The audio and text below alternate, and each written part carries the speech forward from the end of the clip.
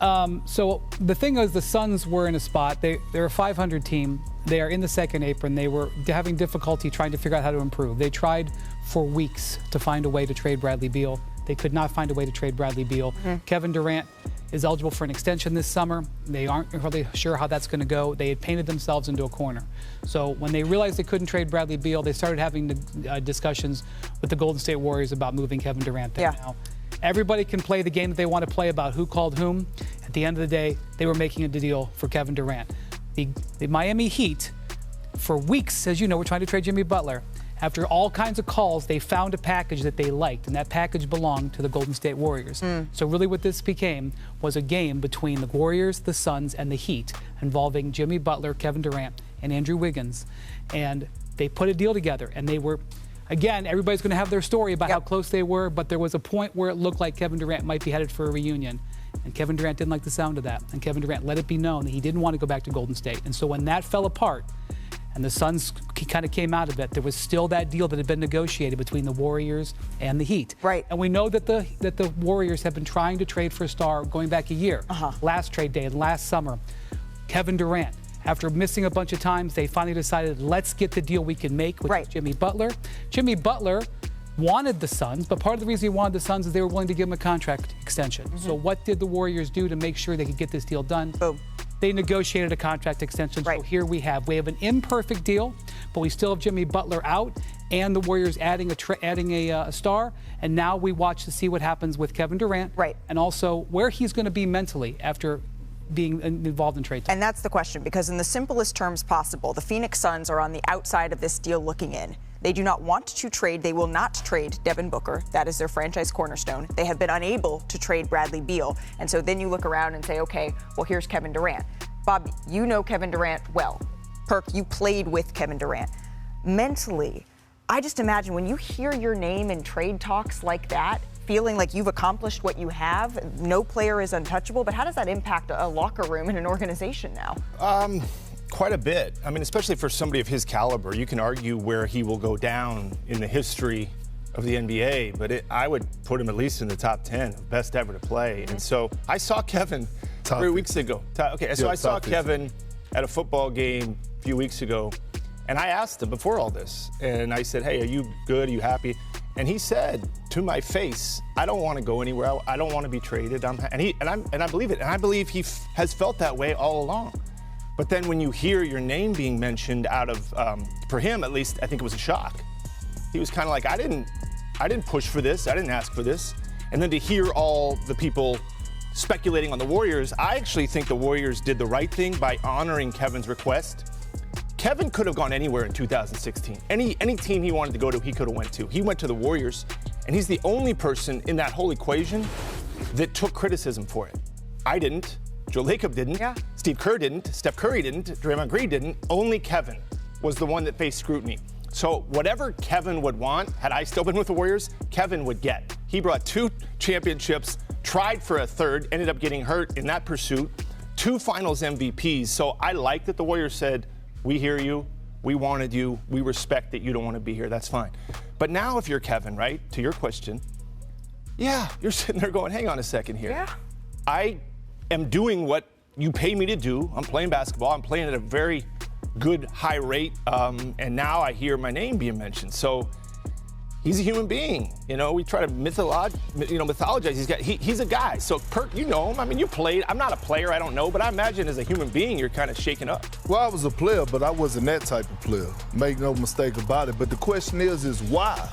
Why? We're talking about the guy that self-proclaimed himself the God, right, on social media, and Kevin Durant.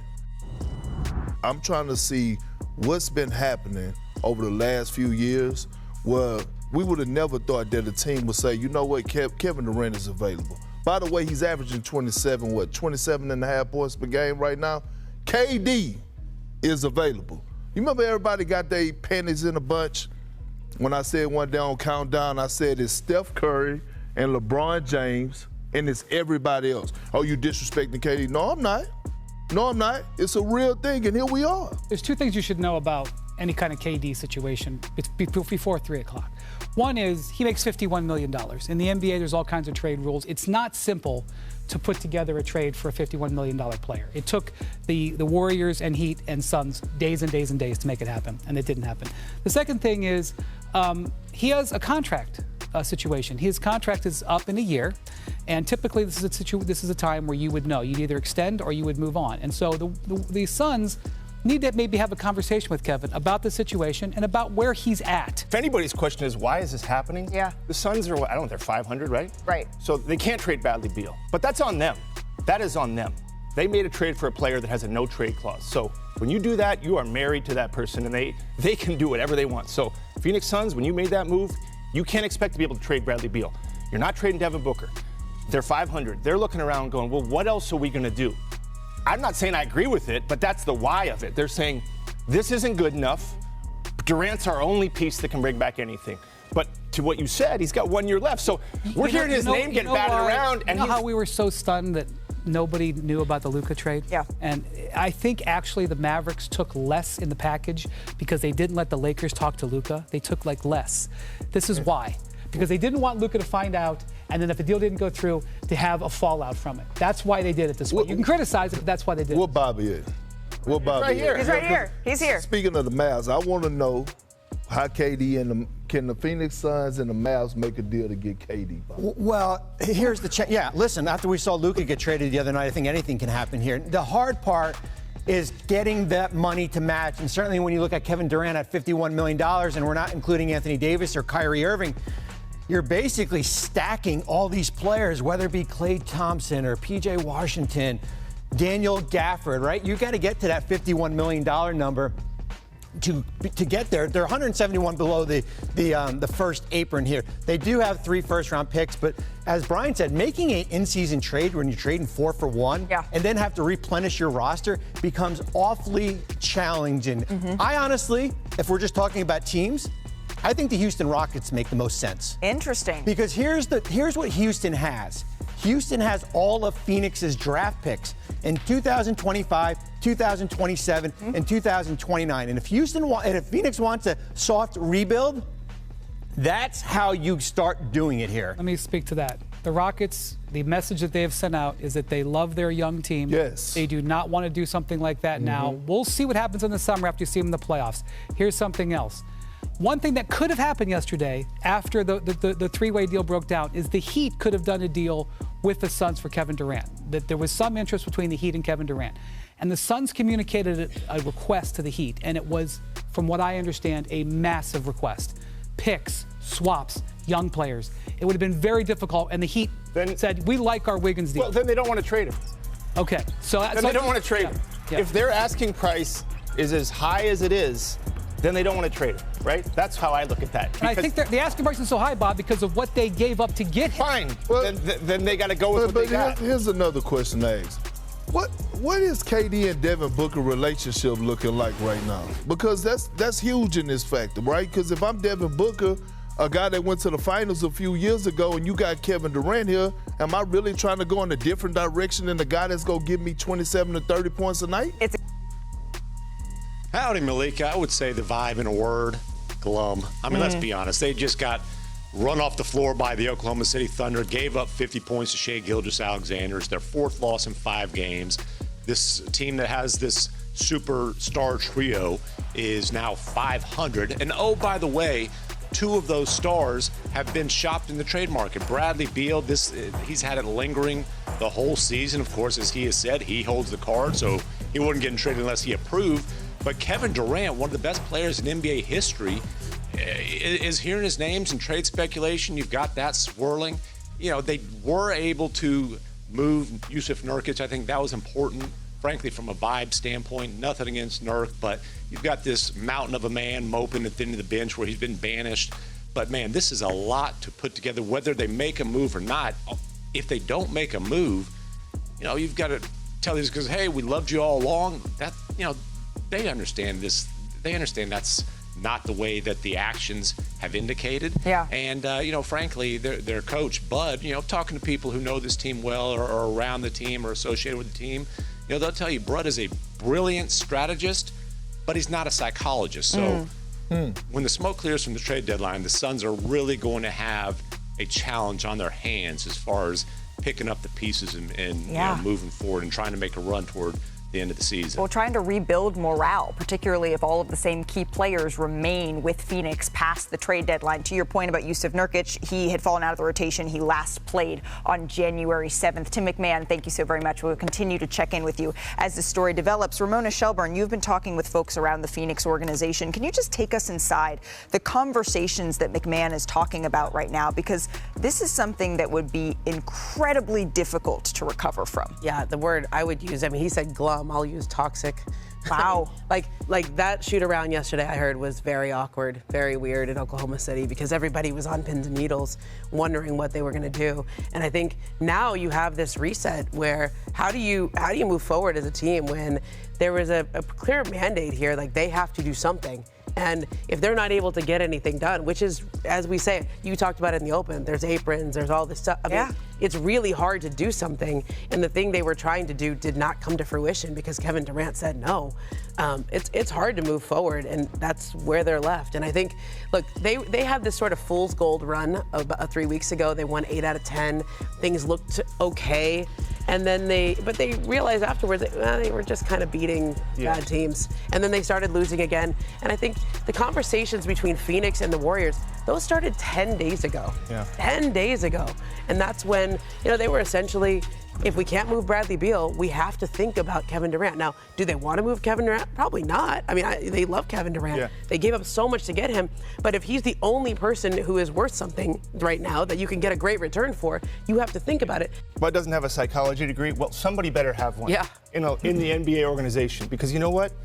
Luka got blindsided. Anthony Davis got blindsided. You know who didn't get blindsided? You know what? De'Aaron Fox went exactly where he wanted to go. His agent put him there. Jimmy Butler didn't get the team he exactly wanted, but he got the money he wanted. How do you think that happened? He ruled out all the other teams. Yeah. So you think players don't have power anymore? They have the same amount of power. One deal happened, and it was a huge deal. Enormous. But the rest of the deals were negotiated by agents and players. And when you talk about Durant, this is how it goes. Okay, we want Kevin Durant. Hey, we don't want to be there. We're leaving next year. We have 1 year left. Well, then we can't offer anything big for Kevin Durant. That's how the NBA works. That's why this has been a bigger deal.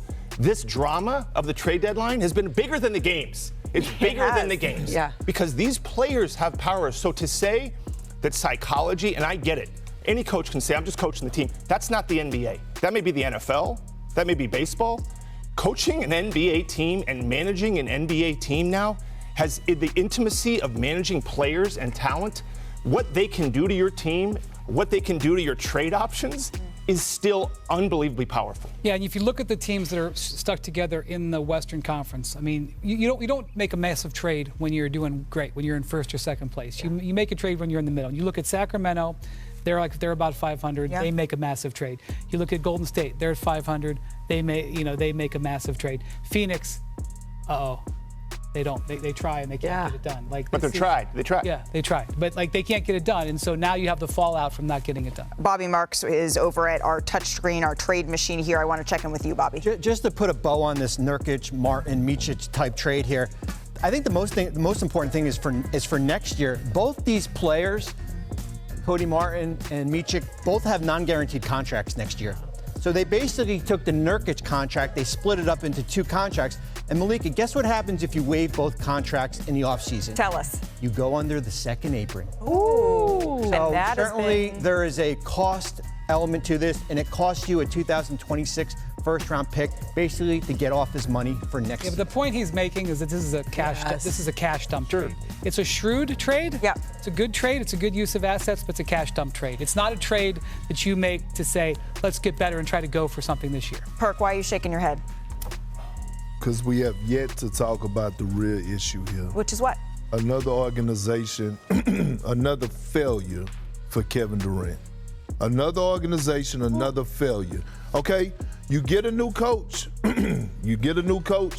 You fired Frank Vogel last year. You got Mike Budenholzer, who's a championship coach.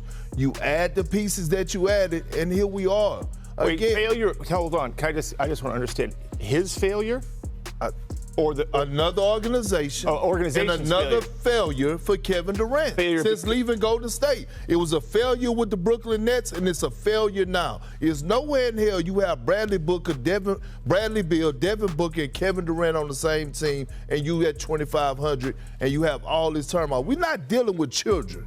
Okay, we're not. I understand that. No. I just don't understand how it's his. Hold on him. Hold on, Bob. This is how it's his, right?